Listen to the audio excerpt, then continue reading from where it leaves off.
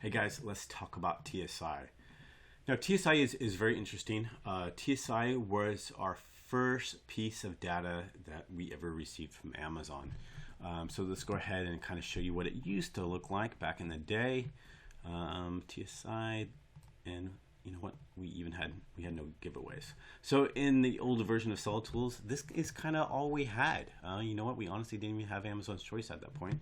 We had our phrases, we had our departments, we had our TSI, our tags, our indexed or not, our ranking, and our trends, etc.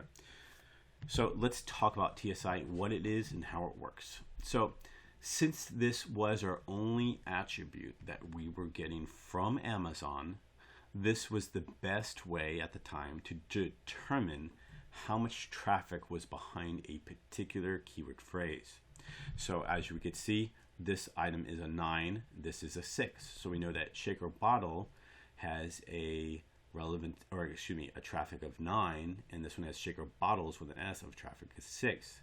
So we know that shaker bottle receives more search sessions than shaker bottles with an S, and as you can see, it slowly goes down.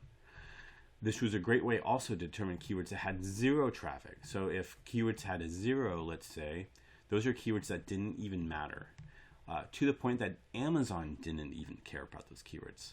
If Amazon says that there are a 0, Seller Tools says that there are a 0, and we do not even show those keywords to you. Sometimes keywords pop in and out of a state of 1 or 0, or a volume of 0 and 1.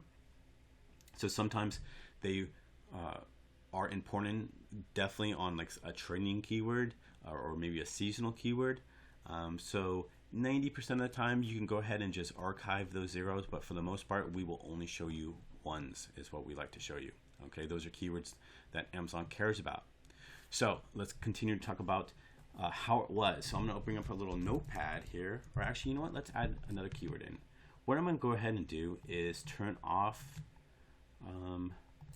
auto keyword generation, just because I don't want to waste resources on expanding some silly keywords. And I'm going to add some keywords here, and I'm going to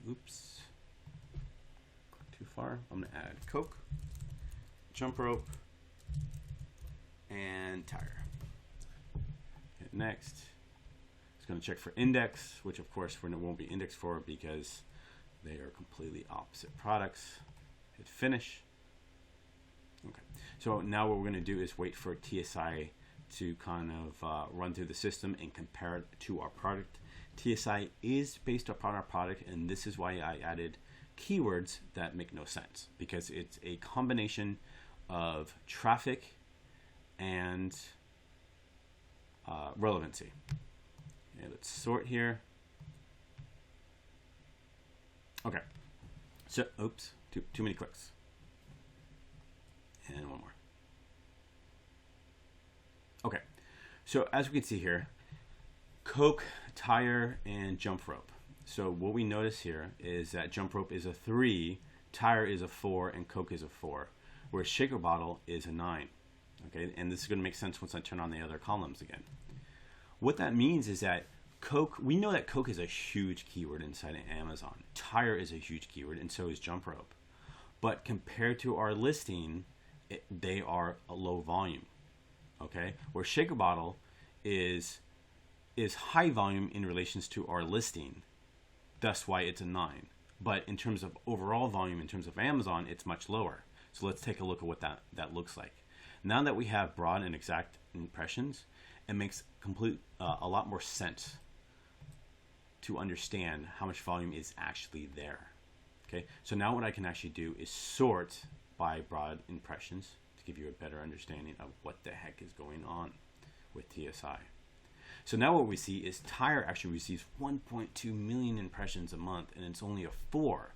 Jump rope is 256,000 and it receives a 3, and Coke is 188,000, receives a 4. And even down here, shaker bottle 12,000 receives a 6. Okay, so again, this TSI is relative to our listing. As you see, shaker bottle is a 9, and it's only 161,000. So as you can see, 161,000 is definitely lower than these numbers here, but it receives a higher score because it's 2 data points. One is volume, and 2 is relevancy. So it's volume relative to our product. So hopefully that makes sense. We still utilize TSI when organizing within inside of our listing manager. Still utilize TSI in terms of our keyword manager, but I believe a better data set is definitely these new data points, which is broad impressions and exact impressions. So TSI, I take it or leave it. Some people like to use it. I'm on the fence about it because we have these new data sets, and I'll be 100% honest with you. Some people love it, and as you can see here, now we have our newest feature, which I won't go too far into, which is our relevancy percentages. But to keep this video short, that is the definition of TSI. This used to be the best metric that we had from Amazon 4 years ago. So we started using TSI 4 years ago. It gave us a leg up on the competition of choosing what keywords had the best traffic and focusing on those keywords, like shaker bottle for protein mixes is a 5. So I would give way bigger precedence over, let's say, shaker bottle 20 ounce. On the surface, shaker bottle 20 ounce seems like it's a better keyword, but shaker bottle for protein mixes definitely is more because we know it's a 5. So again, we had no broad and exact impressions. We would had to weigh between a 5 and a 2.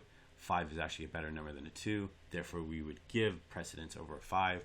We would do our giveaways with a 5. We put the 5s in our title, whereas these 2s we would not put in our title. You know, we would probably not put the number 20 in our title. But again, now that we have the broad and exact impressions, it's a way better accurate compass and to determine what keyword phrases have more volume. So hopefully this makes sense of what TSI is, how we used it in the past, and how we use it in the future now. So thanks, guys.